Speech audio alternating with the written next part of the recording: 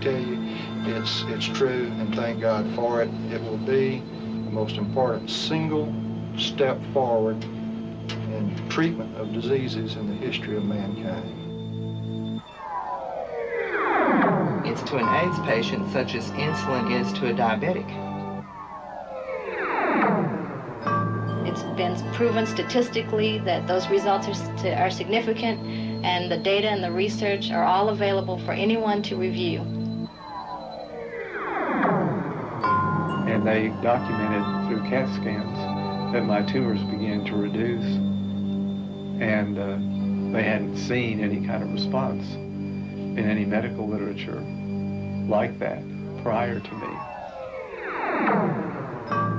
To where I couldn't get out of bed and couldn't make a move in the hospital because of the pain. Back to having breakfast and lunch and dinner and things that normal people do.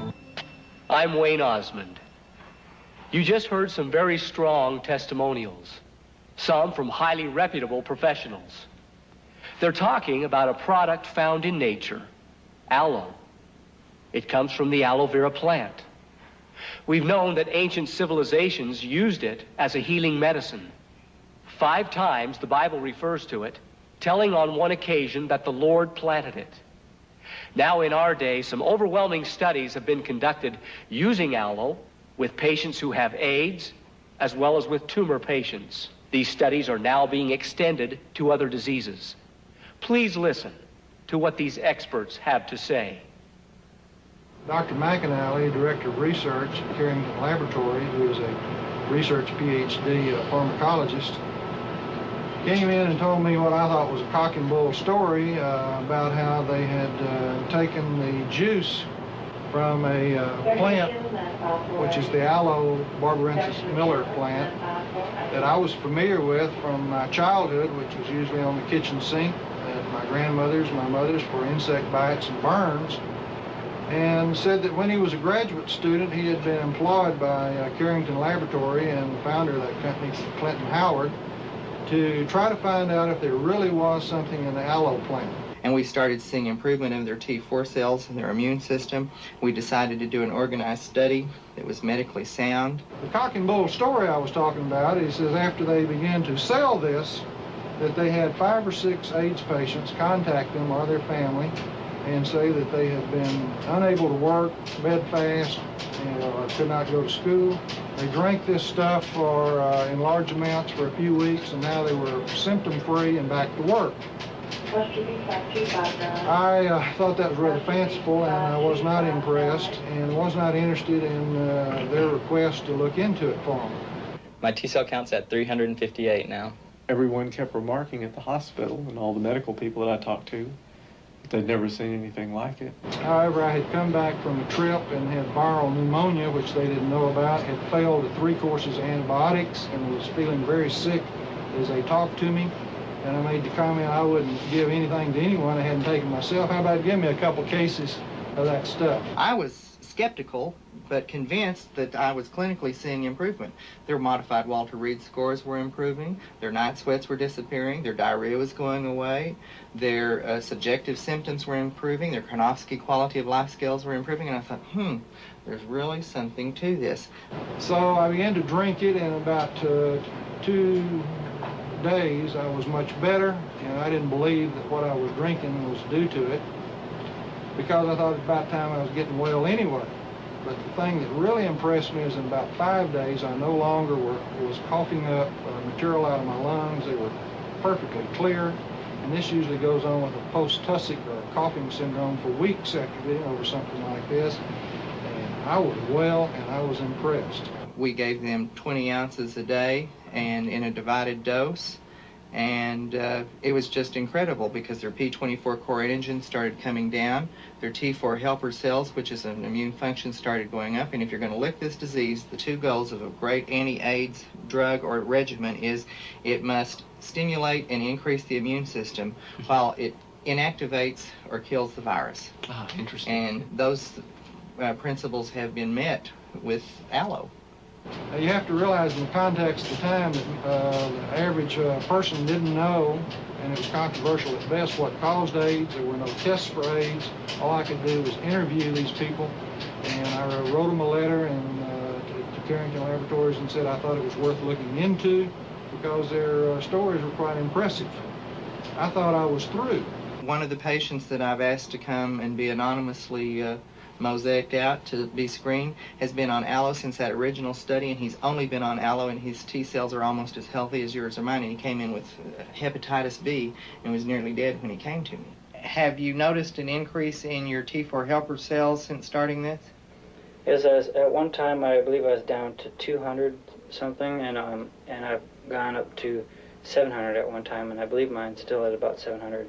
Which is way above normal. In 85, 86, we did 14 patients divided into two groups.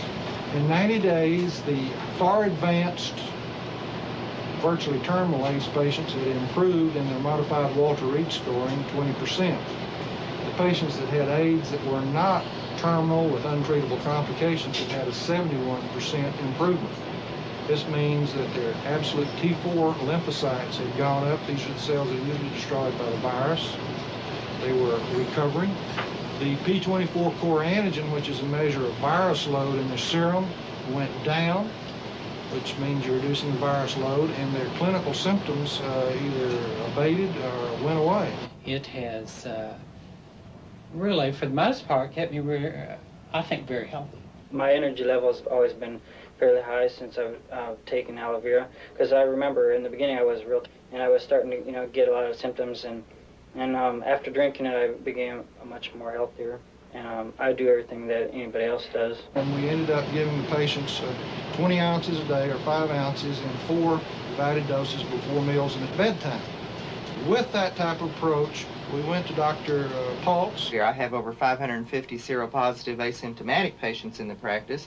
We have about 150 to 200 ARC and 81 AIDS patients. I had one guy that was in the hospital for 47 days who left the hospital and is alive today, but he had a resistant case of PCP.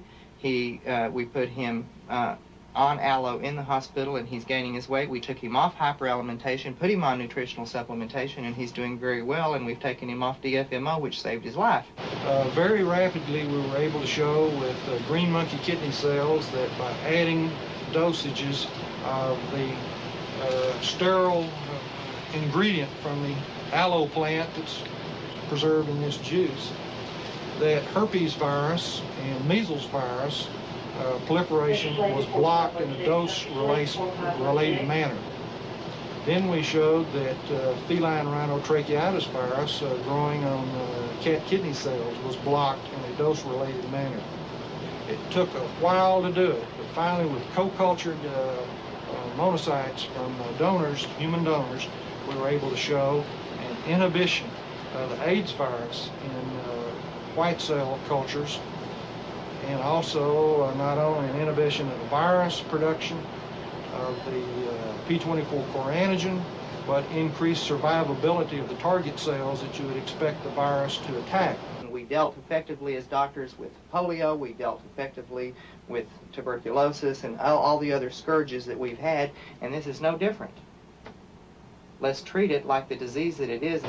We also were able to show in my cells that if I had not taken this, you could harvest my white cells and infect them with AIDS virus, and you get a certain profile of AIDS virus proliferation in my susceptible cells. That if I took about a gram a day of this or 1,000 milligrams for a week, then harvested my cells, that you could not infect them with the virus, the AIDS virus. Well, we have one patient who I think will be coming in later who's still walking around with only 7 T4 helper cells, whereas 519 is normal, and he's been on this product for 4.5 years. His statistical chances of lasting that long are 0, and he's got absolutely no opportunistic infections and is doing terrific. I think overall I feel pretty well. I feel like I'm going to make it, and hopefully live a good, productive life. I want to go back to work as soon as possible. In addition, in an FDA-approved toxicity study in human volunteers, 23 volunteers, they repeated the experiment that was done on my cells, and they showed that these normal males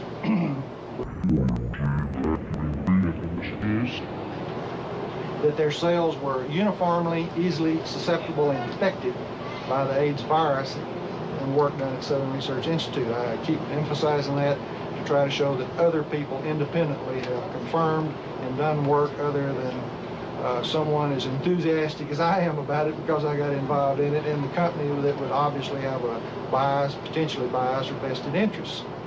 Dr. Cologne took those 23 volunteer cells before they received it, and they infected, and she saw the degree of infection, and then after they had been on this for a week at different dosages, she showed that proportional to the dose, the virus infectivity went down until it was blocked. Another very important thing is she showed that in combination with AZT, that 1/20th the dose of AZT was just as virucidal in these standard test model tissue culture systems as the full dose of AZT.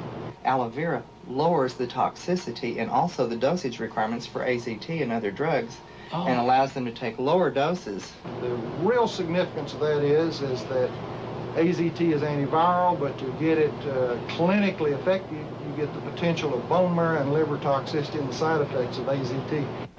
Carrington Laboratory, under the direction of Dr. McAnally, went through our FDA to get permission to do a double-blind placebo study in Europe, done in Belgium by Dr. Klumek, who I understand was one of the original people to identify the AIDS syndrome in African patients.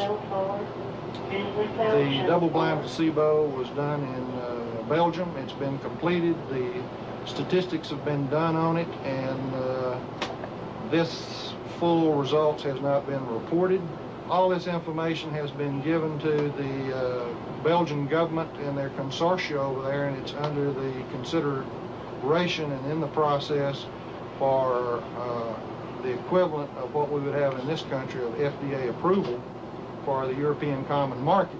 The studies that were done in Belgium, where aloe was compared against AZT, were equally as efficacious as the AZT, but without the toxicity. One of our AIDS patients, I think you've heard about, and I'll show you the CAT scans in a few minutes, came up with a malignancy, and in combination with the routine therapy, he had an incredible response. And the material in this plant turns on the defensive intracellular mechanisms to fight against not only viruses, but against tumors. The gastroenterologist did a HIV test on me, and it came up positive, and suspected that I had liver cancer, but they did biopsies, and the specialists weren't able to get the tissue they needed. And Dr. Pulse did the 5th biopsy under computer-assisted tomography, and they found 17 tumors in my liver, and gave me 4 to 21 days to live. These are multiple sections of a patient's liver. Each of the dark spots is a tumor mass. The oncologist treats. I was told that no one had ever developed liver cancer to the point that I had. I mean, to call my lawyer and call my folks and call my priest. Anyway, each one of these round masses within the liver that are dark vary from the size of a grape to a grapefruit, about 20 in number, and this was in April of 1988. We have series over a period of time taken at 4 months as these masses go away and as the liver comes back up to the margin of the ribs. My appetite was cyclical, but the one thing that was constant was this craving for the aloe. Through CAT scans that my tumors began to reduce, and they hadn't seen any kind of response in any medical literature like that prior to me. This was taken in November of 19... There are some scars in there, but they tell us that there's no evidence of tumor, or if it is, it's insignificant. We have had several other similar patients with various types of tumor. One particularly in mind is a lady in her 30s who came to my office 14 months ago.